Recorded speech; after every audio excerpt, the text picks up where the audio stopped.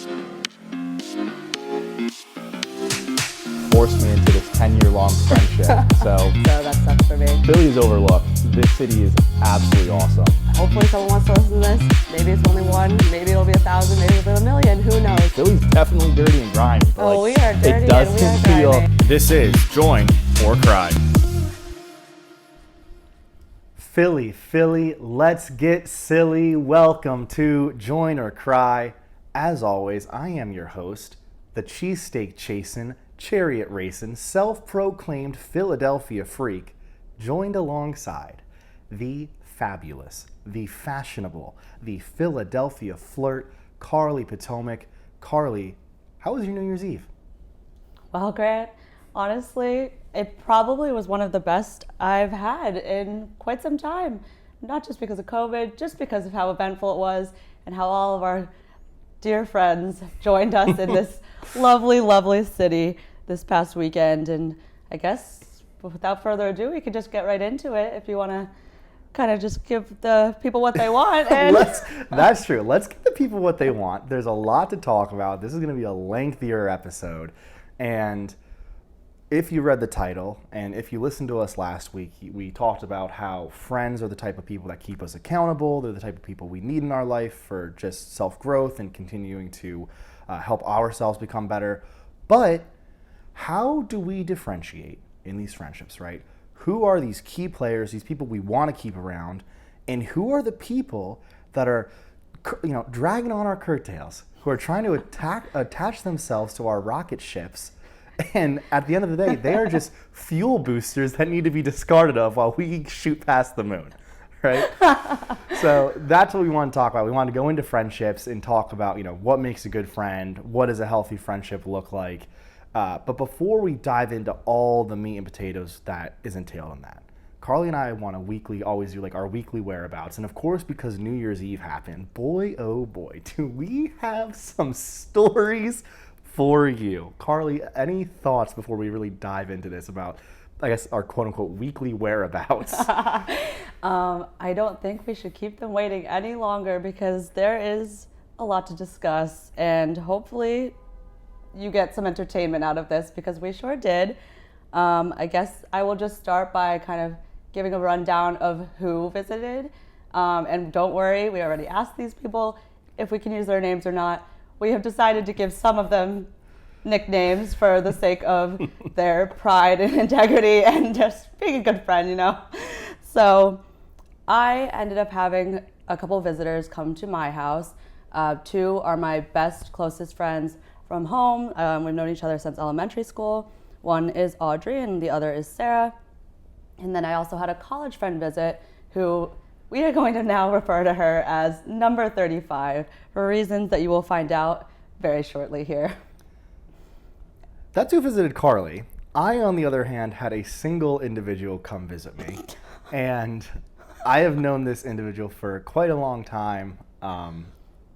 That's all the backstory that I'm going to give about this individual. But what we're going to name him is, if you're familiar with the term Riz nowadays, right? Essentially what Riz is, it's what young folk used to describe, what they used to describe when you're spitting game at someone, right? So if a guy's going and talking to a girl and he's quote unquote spitting Riz to them, i.e. to create some sort of connection, right? It's basically pickup lines, all that kind of stuff that goes along with it. Is this a TikTok thing? It is a TikTok thing. How do you know about it? Because just like how everyone complains that, you need to be on TikTok, no, I can just wait a week and watch it on Instagram Reels. So fair. That's how I'm, quote unquote, know what's happening on the talk. Everyone seemed to know about this term except for me, but that is not surprising at all. So anyway, continue. Regardless. So that's the preface of Riz. But because of that, we're going to be calling this individual the Rizzler, because events transpired that you would think would count any man down and out. There is no way he can recover. Exactly. He can recover and pull off the absolute, almost bank heist of the century that he did. And he got away with it. He completely got away with it. So let's set the tone. Here's New Year's Eve, right? Everyone comes to my apartment to start the pregame, and 10 out of 10 time. Vibing, getting ready, popping the champagne. Grant had snacks. Yep, I had snacks. Hostess with the mostest over here. You know me. And then we decide to go down to the bar that is under my apartment to check in. And this is totally just a side note, but I thought it was a fun story just about Philly in general. Are we not going to mention the bar names just because? I'm not going to mention them yet. I don't want you all stalking me and finding me. Not yet, at least. Not yet, at least. Regardless, so we go into this bar, and it's probably about 9:30-ish, almost 10 o'clock at this point. And, of course, some people like actually sat down and were eating dinner. Now, me being the absolute food fiend that I am, and I am telling you, like, I will always be game to eat something, but this might have been one of the most, I don't say disgusting, it wasn't that bad, but long story short, there's literally a pizza hanging out on this person's table. There's like 2 slices left. And you know me, I'm not one to let food go to waste. So I literally just knock on the guy's shoulder and say, hey, are you going to eat that? And my boy Eddie, I got his name at the end of this. Eddie, oh my God. Eddie's like, nah, man, you want a slice? I'm like, absolutely, absolutely I do. I got a long night ahead of me, brother. Let me scarf that za down. And that is exactly what I did. And it was fantastic. Still a little bit warm, nice crisp crust. I was surprised for, being someone from New Jersey who holds pizza to a very high regard. Now, if I had to give it a rating, max like 6.3, but being a little bit drunk, just getting the vibe, that Philly culture, that Philly brotherhood right there, very clean. Now, getting back to the main gist of the story that we care about, Carly, let me kind of pivot it to you. Sure. Any details, anything you want to kind of describe as we get to this as next we lead night? Up to the events that ensued? I would just say that, like Grant said, all the vibes were high. Everyone was having a time. We get to this first bar.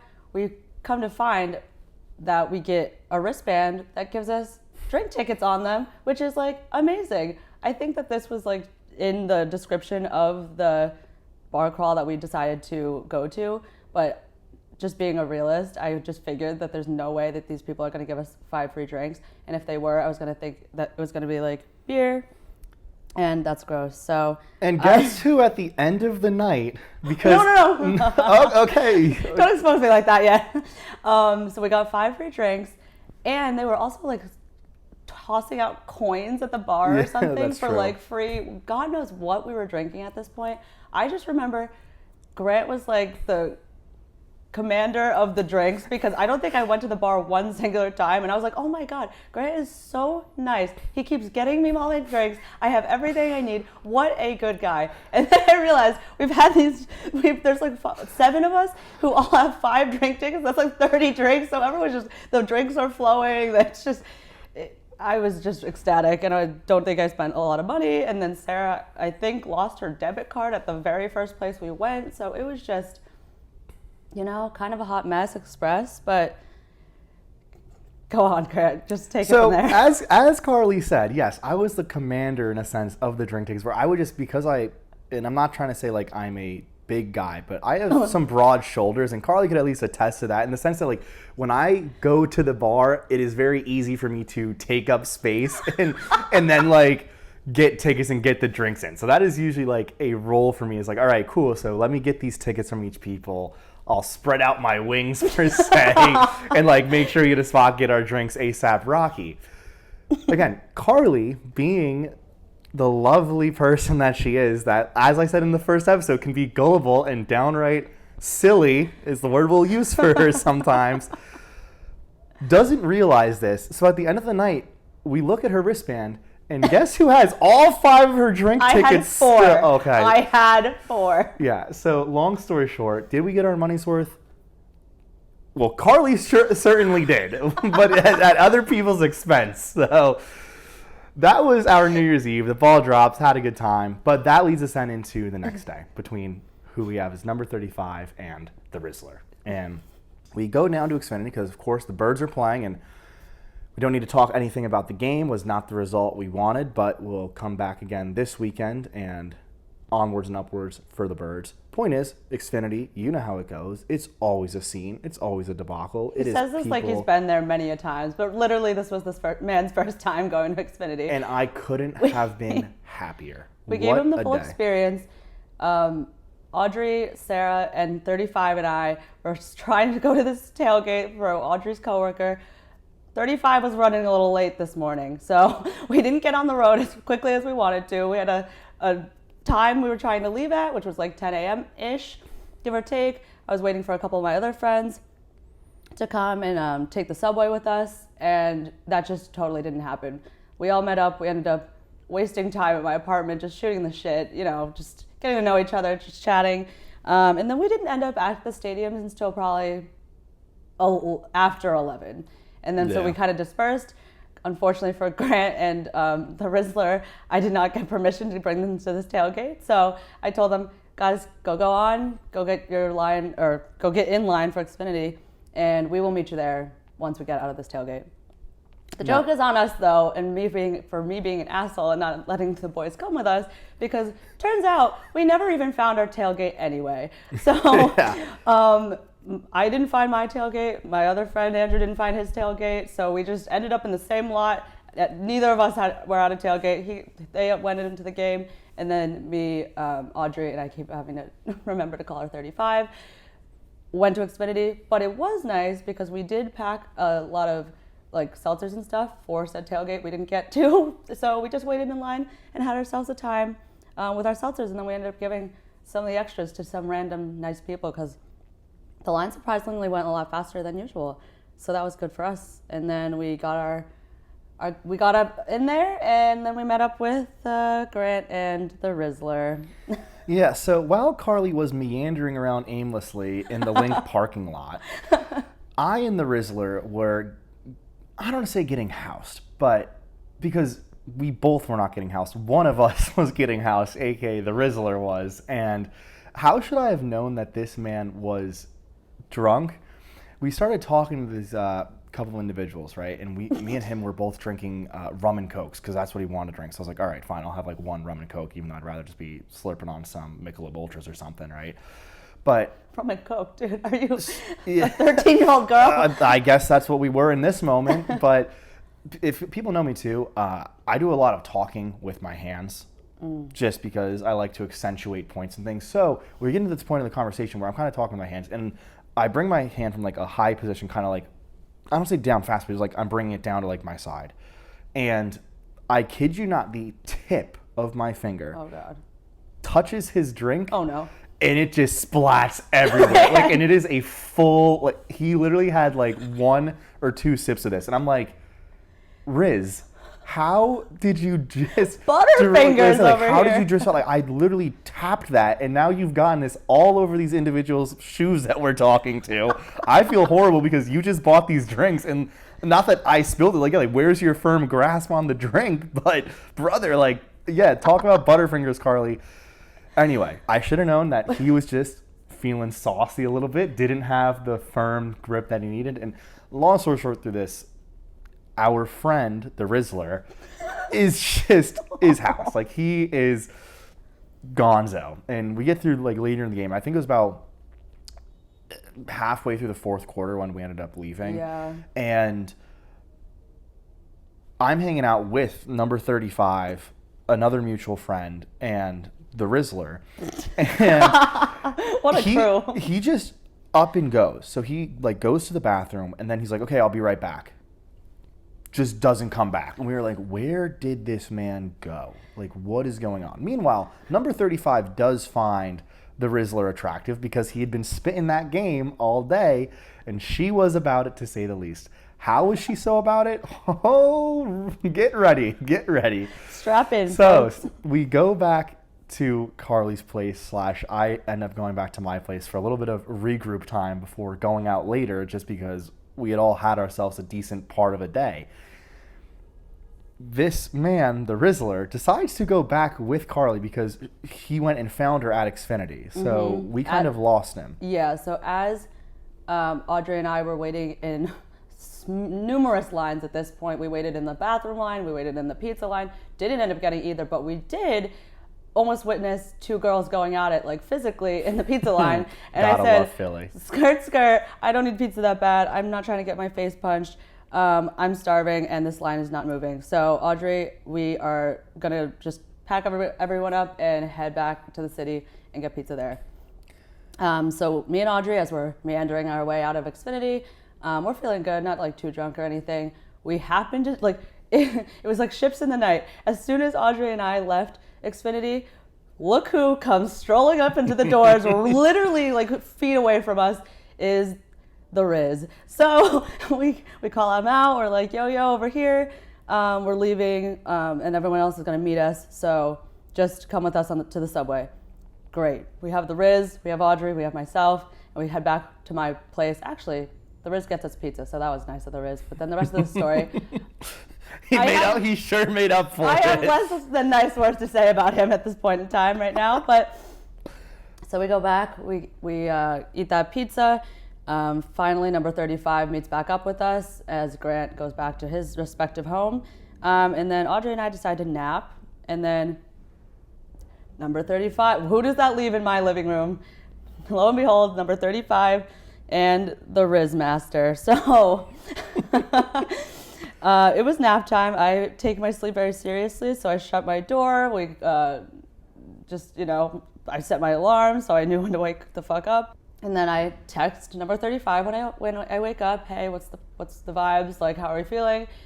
And she texts me. All she says back to me is Carly with like 7 ellipses at the end. It's like, God. Carly, ... And then I just knew in that moment something bad happened. So I just said, what's wrong? She bursts into my room, bursts. Oh, God. Audrey's still like asleep basically. And poor number 35. Poor number 35. She had noticed that in the midst of their nap, whatever they were doing on the couch, her leggings got a little bit wet. Oh, time out. What? I did not realize they were both on the couch. Oh, yeah. This is insane. To be fair, that is a huge detail I did not even realize. To be fair, 35 was there first, and then the Riz kid just scooted on and just said, hush your lips. Let me just kind of sleep on the couch here with you. This couch, by all means, is like not big. Oh, so I have slept on this couch before when I visited Carly in the city. It is small. This couch can fit it's meant for one person to nap maximum. But that was not on the Riz's agenda. So he decided to go share this small couch with my friend, 35, and she feels her leggings. She is like, Carly, I'm like 99% sure that Riz pissed on me. And I was like, oh, God. 35? You have to be joking. I was like, there's so many explanations for this. I've got water bottles like out the wazoo out there. There's like spilled drinks and things. Like, it could be anything. Yeah, you could have just sweated a little bit too much or something. It could have been. You were making really nervous. And he just got a little sweaty. And we're like, don't panic. She's like, no, it's like all up on my calf. I am damp. And I'm like, well, before we like go into any conclusions here, go out there. The Riz was still fast asleep. Like, he was on cloud 10. He was out like a light. Just, first check his pulse because he hasn't been awake in a while, and she's been playing like Beyonce this whole time. It was a very interesting nap. But anyway, she goes out. I was like, check his pants, check his breathing, check his pulse, see what the situation is. And she comes back in about 3 seconds and confirms that the Riz has unfortunately peed on not even my couch, my roommate's couch. And my roommate and I have only known each other since September. So it's not like we go way back and this is like some funny ha-ha thing that like we can just, I can just explain to her the situation. It was just not even my couch, and the Riz had happened to not just pee a little. I don't think it's too graphic. It was a couple water bottles worth. If anyone is still even listening at this point about this story, he hadn't peed, it seems like, in days. So, and he decided to leave it all for my poor couch. So We tried to wake him up numerous times. We banged on the door. We made the music louder. We like shook him. This man, nothing. And then at that point, 35 was sickened. She was, now that it had actually clearly been, not enough, Carly. We're getting there. Needless to say, she severely had gotten deterred, as one should for situations such as this. And then I texted Grant and I was like, by all means, the Riz is my friend too, but come get your mans, bring him back to your place. He needs new pants, he needs new underwear, he needs to get the hell out of mine because he has been here too long and there's just too much going on before we try to recommence the group and go out again. I need some time away from him at this point. So what I end up doing is I say, okay, Carly, I'll come over. I ignore the whole needing of pants or any of these other artifacts that I had to gather from this man's bag. I'm like, all right, I'm just going to head over there and assess the situation for myself. I had been enjoying my own, apartment to myself, just sleeping a little bit away, had a nice little cat nap, get awoke to all this shenanigans going on, and I'm like, all right, got time to, re-engage the situation, re-engage the enemy, so to speak, right? And so I go over there. We end up just proceeding with the night as usual. We just kind of let this man, the Riz, get off the couch, kind of clean himself up just a little bit. Notice that it had happened, I guess. Yeah, he at least notices that happens. And it was interesting because then we were kind of down a major place to sit while we were trying to play drinking. So I was kind of get back in the mindset that we were going to drink again. Long story short here, as we just kind of culminate to why this man is the Rizzler and why that this guy could just spit so much game, and we may have to have him come on to a different episode as a guest and talk to us about how can you just spit so much game that you can still have this happen. Maybe go out. My cushion's dry. Yeah. We go out, start spitting game again. And him and number 35 end up still doing the deed. And that, my friends, is why he is the Rizzler. Because if you can do that, if you can, again, essentially give someone a non-consensual golden shower and then still convince her to sleep with you, you are an absolute legend. It was just insane. And what a story it was. What an event for New Year's Eve. And moving us into the new year. Honestly, thank goodness, again, that happened in 2022 because, 2023 definitely needs a fresh start and a fresh pair of seat cushions. I should invoice him for those, honestly. Yeah. All the time I spent cleaning this morning, but anywho. Well, let's go to the steak and cheese, as we say here in Philly, of the episode. Right. Let's talk about friendships. Clearly, you can tell that Carly and I's friendships and friends that we keep by our side are maybe ones we should reassess. And honestly, there might have to be some cuts in 2023 after this little project. We're going to have to bench some people, get them off the roster. But Carly, what is a friend? Are you my friend? Are we friends? Can we clarify the record there on what is going on here? Are we friends? That's a great question. It really, honestly, depends on the day. I do want to just preface to everyone who's asking, who's wondering, who's curious at all. For the record, I hate to tell you all, Grant and I are very much just platonic friends. I have no... It's so plutonic that Carly took my younger brother to senior prom, okay? That is how much of a sister figure Carly is to me, is that... Again, love her as a friend, but that will strictly be a business-oriented friendship. Thank you so much for bringing that up, Grant. I'm so glad that we covered that. But yes, I genuinely thought that Blake and I were the same age, and you and Matt were 2 years older than me. So I just don't know what I was thinking. Blake, you were a great team player, my friend there. Because no offense to anyone who went to high school with me, I don't want to make anyone feel bad, but yeah. So I genuinely did not find out that he was younger than me until I don't even know when it, probably probably after you probably asked right him, after and I was I like, asked. you realize he's only like 16, right? Oh my God, But that's so bad. Carly said, oh, I like him young. Please bring me more. Oh my God.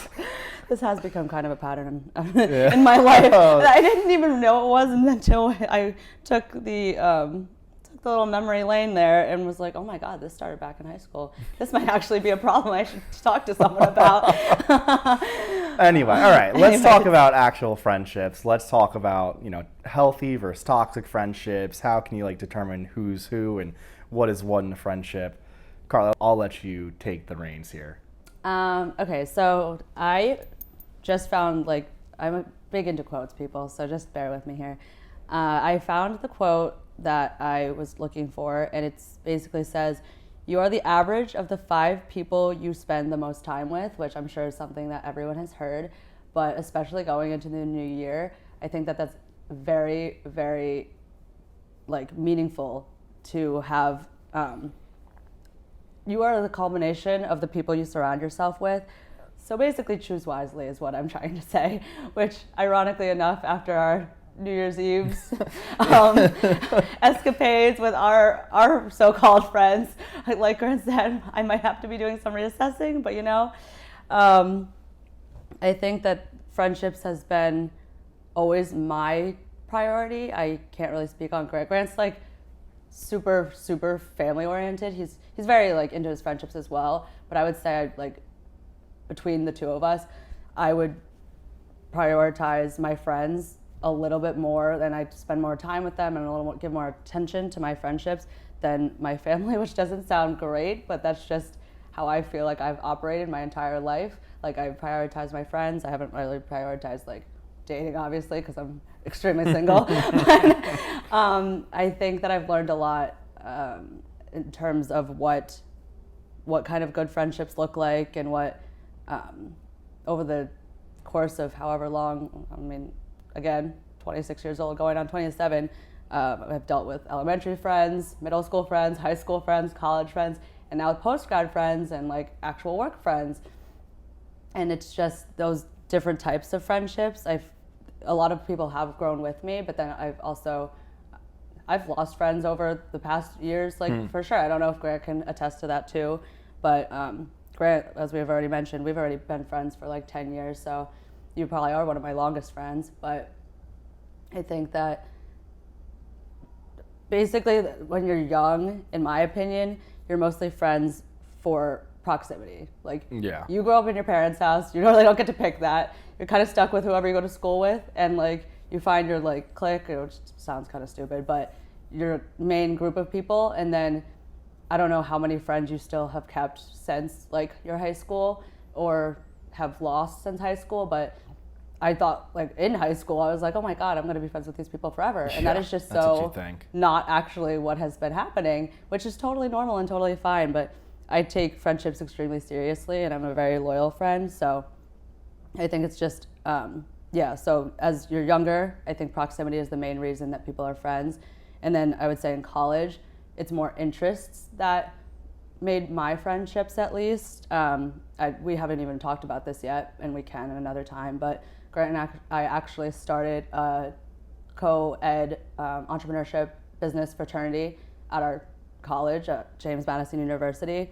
And then I honestly think the majority of my friends from college came from that. And yes, we started it with people we were kind of already friends with, along with our friend Matt and Clay and then Julie. And then they compounded, friends met friends, and then I'm still friends with these people to this day, which is really great. Yeah. And then now work friends, I think, is mostly people who have similar goals to you and similar objectives, because you're working in the same company, obviously, so you have that in common. And then it's getting your work friends to become real, actual friends is that's a whole nother thing that I've been really trying to work on as well, since I realized, honestly, when I moved here, I knew 2 people. And then now I still know 2 people. All right.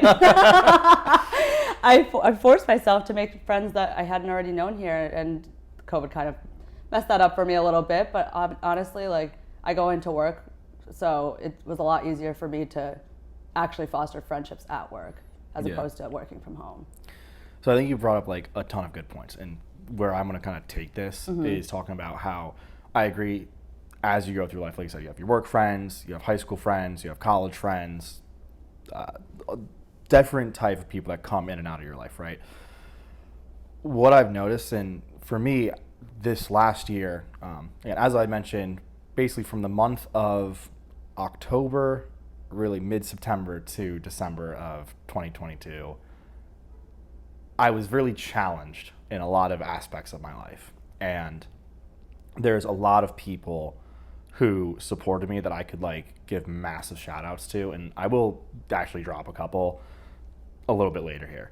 But what it really proved to me is like there's, to me, 4 types of friends, right? You have core friends, you have reliable friends, you have casual friends, and then you have convenient friends, right? Very interesting. And who your core friends are, these are the people that they are your lifelongs, right? Like you have probably between 5 to 10 core friends. Maybe some of you have a couple more, maybe you have a couple less, but more often than not, those core friends are the people that you have like massive memories with. These are the people that you know, like if you called at 2 a.m. in a cesspool of a place, just like needing someone, they would drop whatever they were doing and would be there for you. Essentially your family. Yeah, they are basically, I hate to use this word, like blood brothers. But yeah, like don't say that's the type of person. Exactly, that's the type of people they are, right? They will always be there for you. Now, right below that is the reliable friends. Now, these are people that, although you may not be a core friend with them, that is more so just because of proximity or not knowing them for that long. These are people like, I would like to consider myself as a reliable friend to a lot of people, where if they genuinely needed something, I would, again, I'm not going to say they're a core friend, just like they probably wouldn't say that I am. But if we needed something from each other, or we ever needed a favor, or there's a way that we could help each other, we would be there, right? Sure. And what's nice about reliable friends and even core friends, right?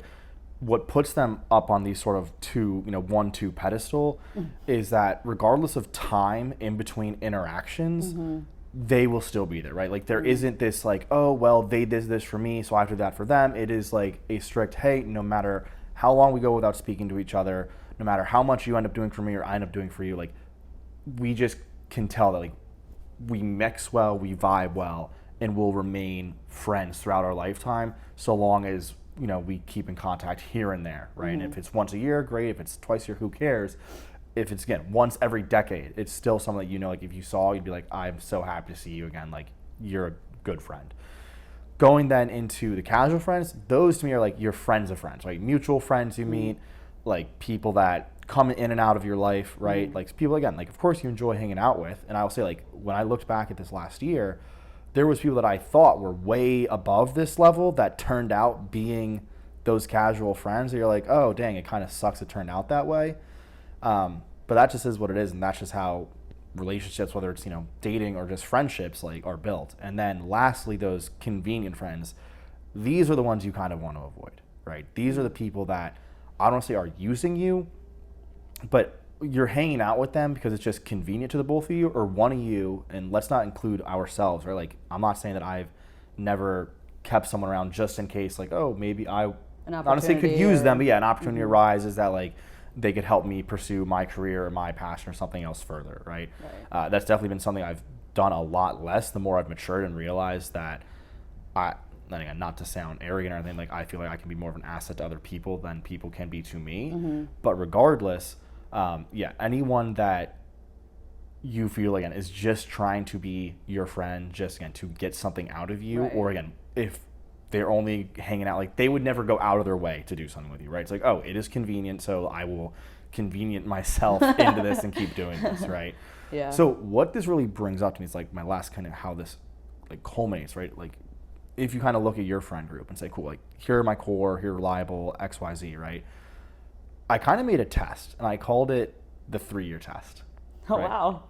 And what this is essentially like, if you look at an individual, right, and you look at your friendship and you're like, all right, in 3 years, do I still want to be friends with this person? Or like, would I still, like, if they reached out to me, like, would I want to see them? Or if they're like, hey, like, we're in the same city or something, like, do you want to grab a beer?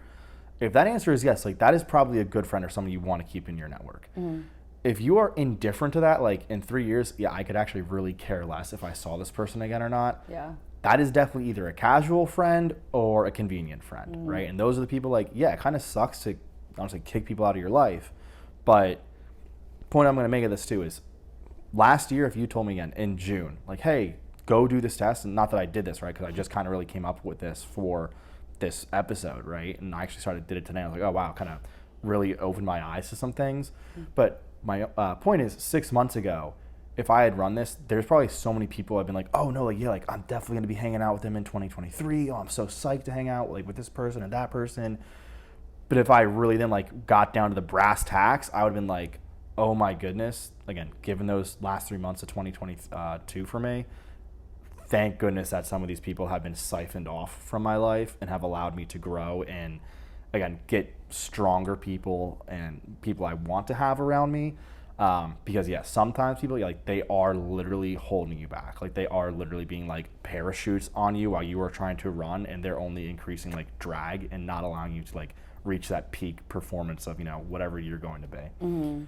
Wow, that was really insightful, Grant. I'm like just sitting here twiddling my thumbs. I'm like, wow, I really hope I'm a core friend. Otherwise, I need to really do some I don't know, Carly. I think you're like right on the threshold here. That was like a really great way to put that, and I kind of almost wish we talked about this before we started because I kind of just did some bullets here, but I'm just going to bounce off of kind of what you were just saying because I do agree with all of your little categories you just made.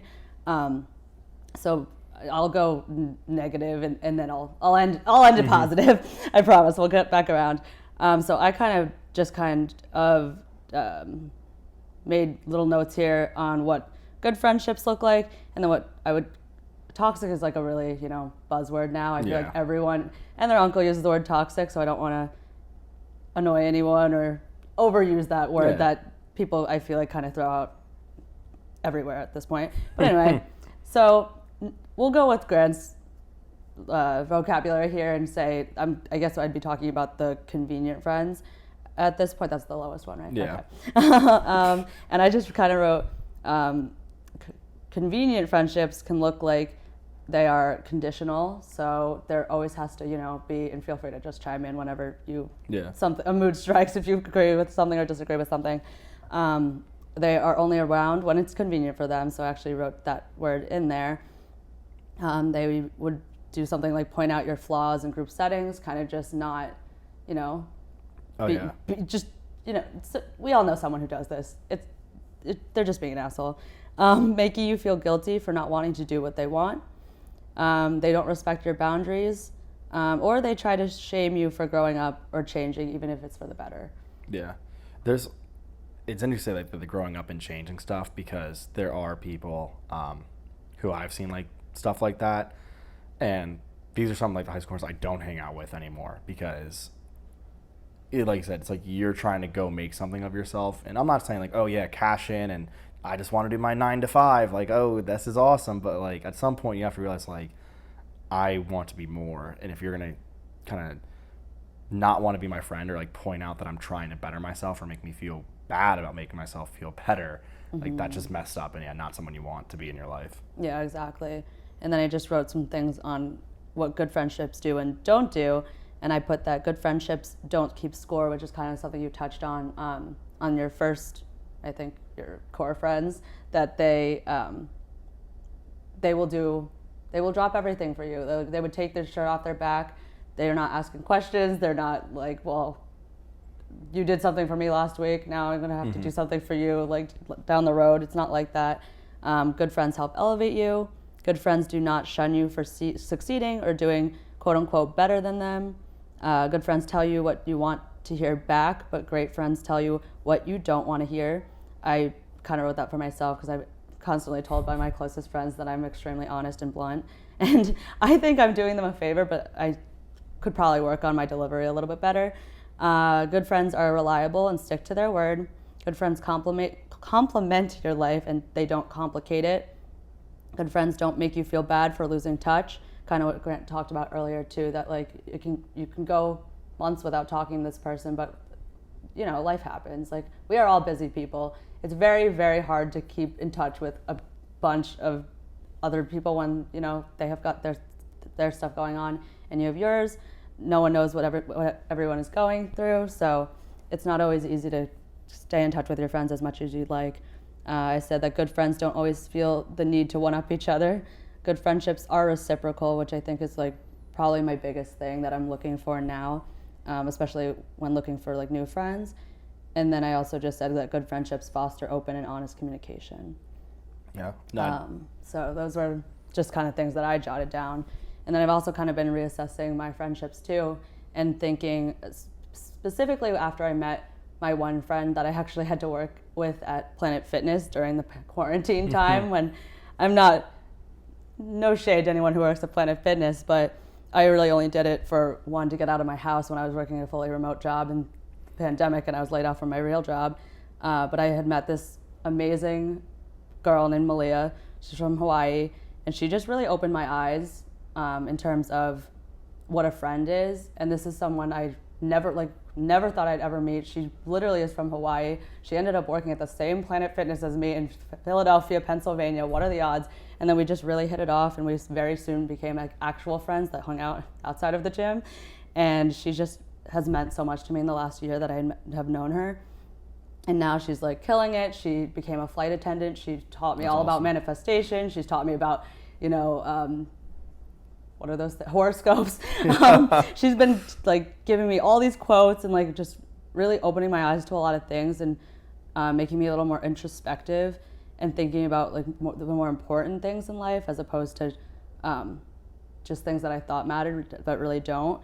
And then she also kind of gave me the idea of like, how do you feel after hanging out with certain people or like a person in general? And I think that that's a good gauge on whether you should have them in your life or not. It's a very easy, like, when you leave this interaction, do you feel better about yourself, or do you feel drained and that you want to go sit in your room and be alone for many hours at a time? For sure. I think that that's just kind of a really good like little litmus test, kind of like what Grant was saying about the do you see this person in your life in the next 3 years, because I think that's kind of genius. It's not selfish to cut people out of your life. It's necessary. It's very necessary. It's not natural to have like all of your closest friends from God knows how long until like until you die. It's not realistic. You guys are bound to grow and change, and it's okay if you grow and change in different directions. There doesn't have to be any. There's no. Like, I'll say animosity. Yeah, animosity is a good way to put it. I was gonna say beef, but animosity is a better either word. Way. But yeah, so I think that over the past few years, I've really had to just make new friends in the city, and then now that Grant is here, so I guess that's good. That one of my old friends is now one of my current like friends, literally living near me. But I think I've made a bunch of friends this year that I am so happy and lucky to say that I've met, and I just am really excited to continue to make hopefully new friends, you know. Hopefully, I mean, this year. I definitely will like just piggyback as a kind of sort of closing thoughts too, as we kind of round out this episode, talking about work friends, right? In the sense that what's interesting is pre-pandemic, right? I think you go into an office and your work colleagues become some of your closest colleagues because you're forced to be with each other for 8 hours a day, right? Or more, depending. And I'm thankful that, you know, now working a fully remote job, that I got to have some of that building. And I think for a lot of people who are hesitant about, I don't want to go be hybrid, or I don't want to be remote and stuff, like going back into the office and making these human connections is genuinely awesome. Partly of what Carly said, because these are like-minded individuals, right? You're working at the same company, you're doing the same job, you probably have the same career aspirations, and two people that I would shout out. One of them just going to go by their nickname, Bernie, and then the other one is going to be my boy DJ Tomasian. Definitely go give him a listen on Spotify. He absolutely kills it with some of his music, but that's not his full-time job. That's his side quest, and definitely want to bring him on to talk a bit more about pursuing like passions outside of a 9-to-5 work, and that'll be a totally different episode. But long story short, like these two guys have been pivotal just for me, because throughout just working and again being in the line of expertise that we work in, we have all now moved on to separate companies and are doing our own thing, but we still always talk to each other once a month, once every other month, just to keep in touch. Like, hey, like, how are things going for you? How are you doing against your numbers? This and that, right? Any tips or things we can give to each other to help us all get to that next level that we're all still trying to work towards.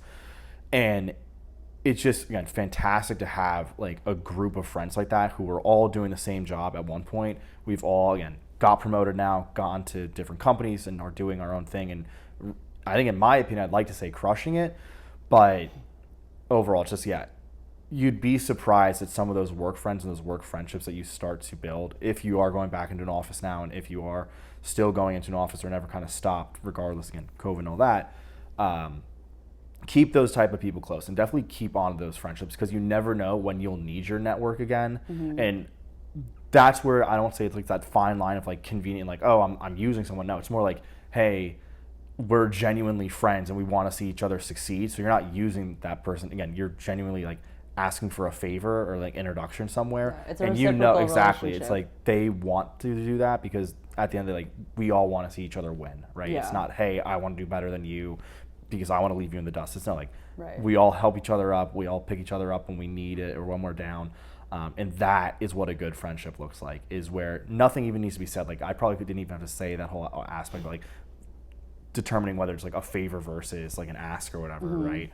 But that's, like, when those friendships are like that, where people know like you can just ask something and not feel like you are coming across as a burden or something like that. Yeah. Those are the people, again, like, you want to keep in your life, you want to have contact with. And really what I would kind of round this out with, and before I kind of hand it back to Carly for any other thoughts or things that she may have to say, if you haven't reached out to someone recently, but you know they're a close friend of yours, go ahead and reach out to them.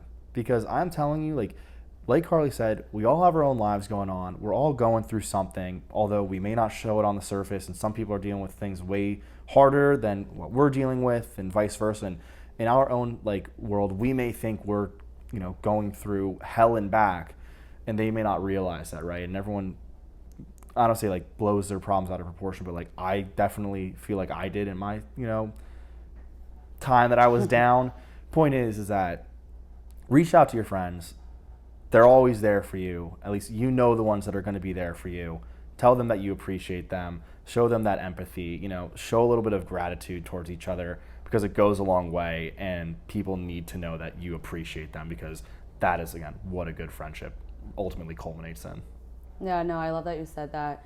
I will wrap up very shortly, but I also did want to just mention someone else who has had a huge impact on my life, which was also a work friend that turned into a real friend. I like how we're like determining a work friend is a work friend, and then you. What's that? It's like they're a work friend, and then it's like a real friend, they like turn into a real friend. It's like you see, that's exactly. So, this girl her name is Shay, and she's actually from Texas, and she was actually my replacement at the hotel that I work in hotels. At the hotel I was just at, I've been through a whole job situation during the pandemic because hospitality, but I could have easily I had only met her like 1 or 2 days at work before I left for my new job, so I had to kind of Chinese fire drill, like train her as quickly on everything I possibly could. Meanwhile, like skirting out of there, but I won't talk anything about that hotel. But I feel like I could have genuinely just been like, here you go, good luck. I'm probably never going to see you again. Like, here, I don't even know, just good riddance. And because I was mad at the hotel at the time, not at this person. But anyway, I decided to be the bigger person, like really actually go out of my way to help her. She was actually brought on as a task force employee, so she had like a totally different situation than what I was doing, but she did have my job, so she was my replacement. And then we actually really, really hit it off. Like the second we met each other, she's this wonderful, like, I don't even know how to describe her, like larger than life personality. She has the Southern accent and everything. So whenever we would go out, she was always like charming everyone around us. And she's just been a really helpful person to me, especially just professionally, because none of my friends that I know do like kind of what I do. All my friends are kind of in business and like doing whatever they're doing, consulting, they're in finance, they're in accounting, you get it.